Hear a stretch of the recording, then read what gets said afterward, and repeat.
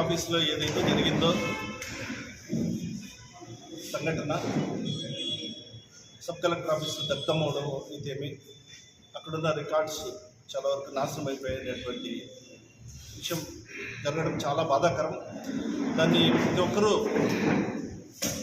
మనం ఖండించాల్సిన అవసరం ఉంది. అది యాక్సిడెంటలా, ఇన్సిడెంటలా, ప్రొవోకింగా అనేది తేల్చాల్సింది ప్రభుత్వం. ఇలాంటి సమయంలో ఏదో అనుమానితులు అని చెప్పి కొన్ని పత్రికలు రాయడం, దాన్ని తీసుకొని ఇమీడియట్గా వైఎస్ఆర్సీపీ నాయకులను టార్గెట్ చేయడం ఏదో జరుగుతుంది అనేది చాలా బాధ కలిగిస్తుంది. ముఖ్యంగా హైయెస్ట్ ఇన్వెస్టిగేటరీ ఏజెన్సీ ఏదైతే స్టేట్లో ఉందో సిబిసిఐడి చీఫ్ గారే వచ్చారు, ఆ తర్వాత డీజీపీ వచ్చారు, రెవెన్యూ ప్రిన్సిపల్ సెక్రటరీ వచ్చారు, ఇంతమంది ఎంక్వైరీ చేశారు. ఇంతమంది ఎంక్వైరీ చేసిన తర్వాత కొంతమంది ఏవైతే అనుమానితులను ఈరోజు ఎంక్వైరీ చేయడం, సెర్చ్ చేయడం, ఏవైనా విషయాలు తెలిసింటే కదా ప్రభుత్వం డెఫినెట్గా యాక్షన్ తీసుకోవాలి. Because it is in their hands, government in their hands, highest investigative agency into action. అలాంటప్పుడు ఏదో ఒకటి సృష్టించడం, ఏదో అభూత కల్పనలు రాయడం, ఏదో జరిగిపోతుంది అనడం, ఇంతవరకు అయితే నాకు తెలిసి. ఇంకొక విషయం నేను మనవి చేసుకోవాల్సింది ఏంటంటే, ఇలాంటప్పుడు మనం 21st centuryలో ఉన్నాం. Most of the revenue records online అయినాయి. ప్రతి రికార్డు వెబ్లాండ్లో ఉంటుంది, ఆన్లైన్లో ఉంటుంది. ఇంకా ఆ తర్వాత కన్నా చాలా వరకు మండల ఆఫీస్లో ఉంటాయి, జేసీ ఆఫీస్లో ఉంటుంది, కలెక్టరేట్లో ఉంటుంది, సబ్ కలెక్టరేట్లో కూడా కొన్ని ఉంటాయి. ఇలాంటప్పుడు సబ్ కలెక్టరేట్లో ఏవైతే దగ్ధమైనాయో, ఏవి దగ్ధమైనాయి అనేది కూడా ఇప్పటి వరకు ప్రభుత్వం నుంచి కూడా ప్రకటన రాలేదు. ఇప్పుడు మీకు 8 days అయింది.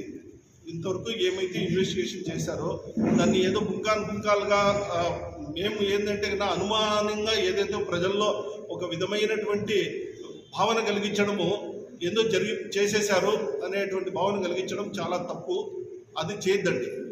ఈ ప్రభుత్వం ఎవరైనా అందాక మా ఎంపీ గారు కూడా స్టేట్మెంట్ ఇచ్చాడు, ఎవరైతే ఈ యొక్క కార్యక్రమంలో భాగస్వాములు అయి ఉంటారో, అది రెవెన్యూ అధికారులు కావచ్చు, ప్రైవేట్ వాళ్ళు కావచ్చు, ఇంకొరెవరైతే అంటే డెఫినెట్గా మనం we are bound to the democracy. మేము లీగల్గా బౌండ్ అవుతాం, డెఫినెట్గా అవుతారు మా వాళ్ళు.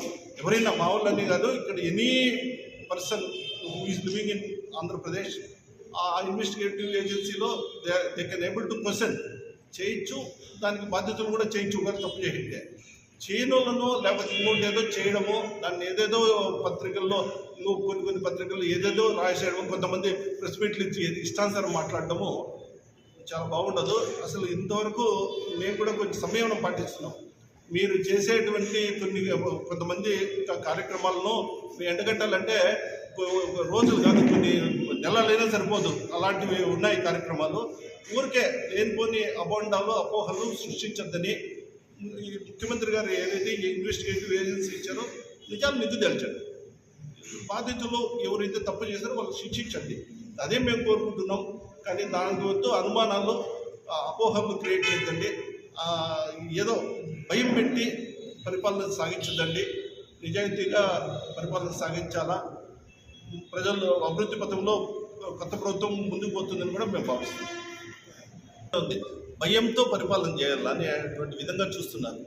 ఎవరైనా క్వశ్చన్ చేశారు అంటే మాకేం జరుగుతుంది అనేటువంటి ఆ భయోత్పాతాన్ని ప్రభుత్వం సృష్టించింది. దానివల్ల కొంతమంది ముందుకు రాలేకపోతున్నారు.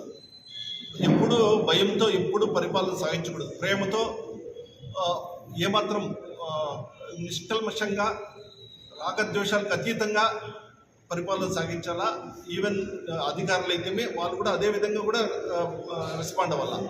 అంతేగాని ఒక స్కేర్ క్రియేట్ చేసి ఏదో మనం పోయి అడిగినాము అనేటువంటి వాళ్ళ మనం పోయి ఏమైనా క్వశ్చన్ చేసి ఇట్లుంది నేను చెప్పినామంటే మా మీదకి ఎక్కడ వస్తుందని భయం అనేది చాలా మందిలో ఉంది. మీరు అన్నది చాలా వాస్తవం.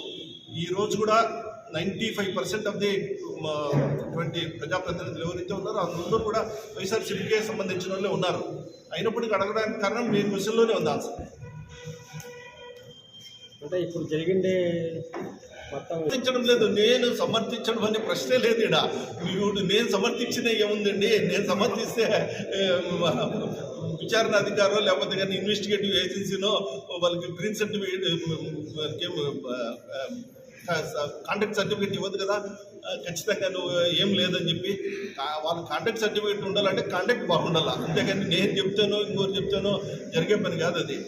నీకు రికార్డ్స్ చెప్పాలా, వాళ్ళు చేసినారా లేదా, దాంట్లో అభియోగాలు కరెక్టా లేదనేది విచారణాధికారి ప్రూవ్ చేయాలి. అది నా చేతిలో లేదు. అది మేము మాత్రం ఏమంటే విచక్షణ రాగద్వేషాలకు అతీతంగా భయం లేకుండా చేయాలని మేము కోరుకుంటున్నాం. స్థానిక ప్రజెంట్ ఉన్న ఎమ్మెల్యే షాజాన్ బాషా గారు ప్రెస్ మీట్లో మాట్లాడుతూ ఉదయము 2014లో ఈ డాక్టర్ తిప్పారెడ్డి అనే ఆయన ఒక సిటీ ఎంపీలోని ఒక ఇంజక్షన్ వేసి చంపేసినాడు అని చెప్పినాడు. దాని గురించి చెప్పండి సార్. ఆయనకి అంటే నాలెడ్జ్ ఉండే వాళ్ళ గురించే లేకపోతే నాలెడ్జ్తో మాట్లాడిన వాళ్ళ గురించి అయితే మనం మాట్లాడచ్చు. నాలెడ్జ్ తెలియకుండా 10వ క్లాస్ చదివినోడు ఏదో అభియోగాలకు నేను ఆన్సర్ ఇచ్చాల్సి పడలేదు. 2014లో ఏదో జరిగిండేదాన్ని కొన్ని కోట్లు ఉండే ఇవాళ నేనేం తప్పు చేయండి వాళ్ళు తేల్చింటారు. లేకపోతే ఇప్పుడు పోయి ఏదో దాన్ని మాట్లాడడం అంటే కదా దాన్ని ఏదో మూర్ఖం. ఆయన అంత నాకు మీద ఇది ఉండి అంత నేను చేశాను నేను ఉంటే కదా వాళ్ళ ఇంట్లో వర్క్ చేసే వర్కర్ని కూడా నా దగ్గర చేయించుకున్నారు ఆపరేషన్ 6 నెలల క్రితం. నా మీద కాన్ఫిడెన్స్ ఉంటేనే చేయించుకున్నారు కదా. మళ్ళా వాళ్ళ ప్రధాన అనుచరులు కూడా ఇప్పుడు కూడా నా దగ్గర చేయించుకున్నారు ఆపరేషన్. నా మీద కాన్ఫిడెన్స్ ఉంటేనే కదా. పబ్లిక్ కాన్ఫిడెన్స్ ఉంది. తిప్పారెడ్డి ఏమనేది 30 ఏళ్ళుగా డాక్టర్ గారు నా కెపాసిటీ ఏందో నా యొక్క క్యారెక్టర్ ఏందో నేనేందో తెలుసు.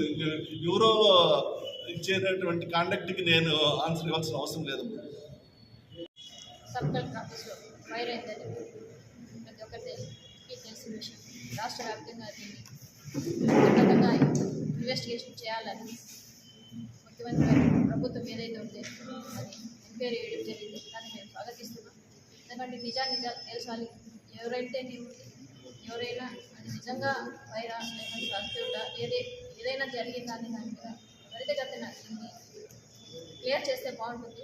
ఎందుకంటే ఏవే కథనాలు అయితే వస్తున్నాయి వాటిని ప్రజల్లోకి పోవడం వల్ల అనేక రకాలుగా దీనికి అంటే ఏదో జరిగిపోతుంది అన్న ఆలోచనలు ప్రజలు పోతున్నారు. అలా కాకుండా ఏదైతే ఉందో నిజాన్ని త్వరితగతిని కంప్లీట్ చేసి ప్రజల్లో ఉండే అపోహలు కలిగించి ఏదైనా కావచ్చు. గత ఎంపీ గారు కూడా చెప్పారు, ఏదైతే ప్రభుత్వం ఎంక్వైరీ చేసిందో దాన్ని మేము స్వాగతిస్తాము.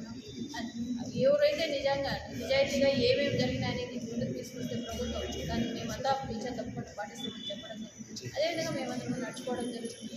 కాబట్టి ప్రజల్లో ఉండే భయాందోళనలు పోగొట్టాలంటే ప్రభుత్వం తొందరగా దీన్ని కంప్లీట్ చేసి ప్రజల్లో ఉండే పోగొట్టాలని